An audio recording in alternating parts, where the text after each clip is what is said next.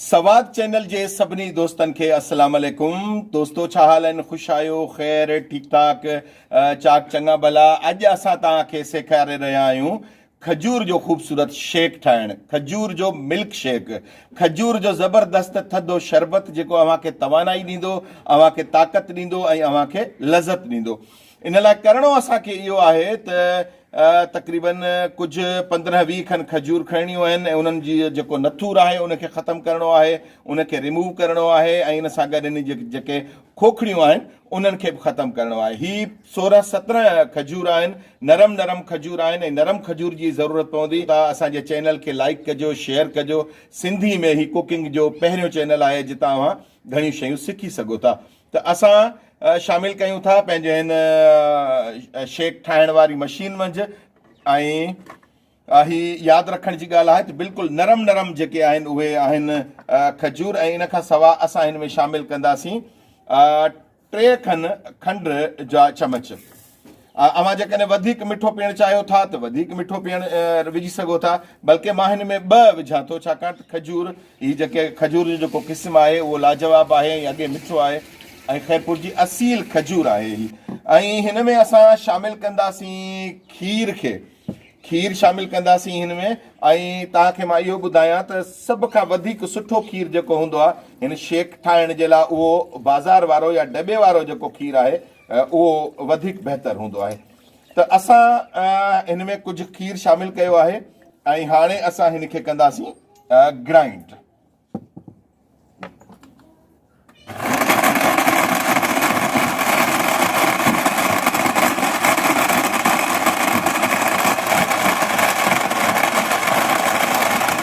अच्छा, यादि रखण जी ॻाल्हि इहा आहे त ही असां तक़रीबन 3 या 4 मिंट हिन खे ग्राइंड कंदासीं, जीअं ही बाक़ाइदगी सां हिन जो खजूर जो जूस जेको आहे उहो शामिल थी वञे हिन असांजे खीर में।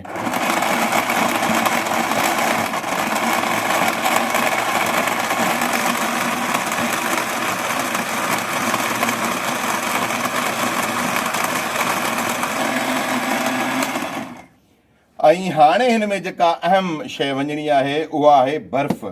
ऐं बर्फ़ जेका आहे उहा हथ सां बि कुटियल हुजणु घुरिजे तॾहिं बि ठीकु आहे, ऐं कंहिं मशीन वग़ैरह मां कुटियल हुजे तॾहिं बि ठीकु आहे। हिन जो ज़ाइको या टेस्ट उहा बाक़ाइदगी सां जेका डेवलप थींदी आहे उहा थींदी आहे इन ई बर्फ़ सां।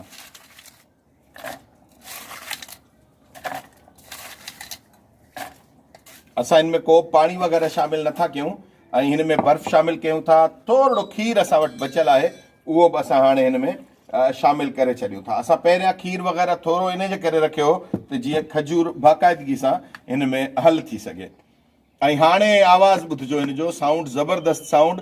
ऐं जॾहिं बर्फ़ खे हिन गिलास सां रगड़ थींदी आहे त उन सां बि टेस्ट काफ़ी हद ताईं डेवलप थींदी आहे।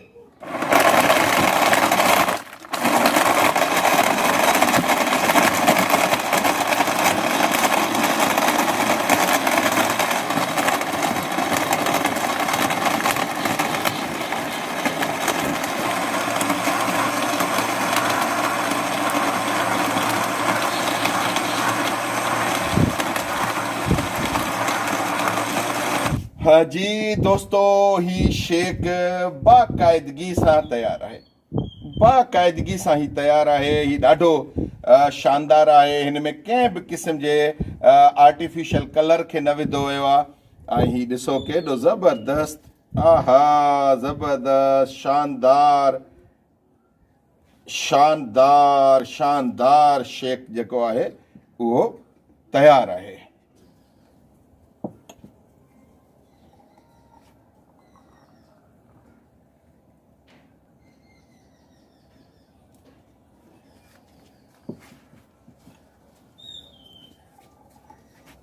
त दोस्तो, ज़बरदस्त खजूर शेक तयारु आहे ऐं इंतिहाई शानदार आहे, इंतिहाई ज़ाइकेदार आहे, इंतिहाई तवानाई बख़्श आहे। ऐं जेकॾहिं तव्हां हीउ ॾिसो त हिन जो रंग बि जेको आहे ओरिजिनल आहे, हिन में को बि आर्टिफिशियल रंग वग़ैरह न विधो वियो आहे। वाह, ज़बरदस्त, मज़ेदार, मिठो।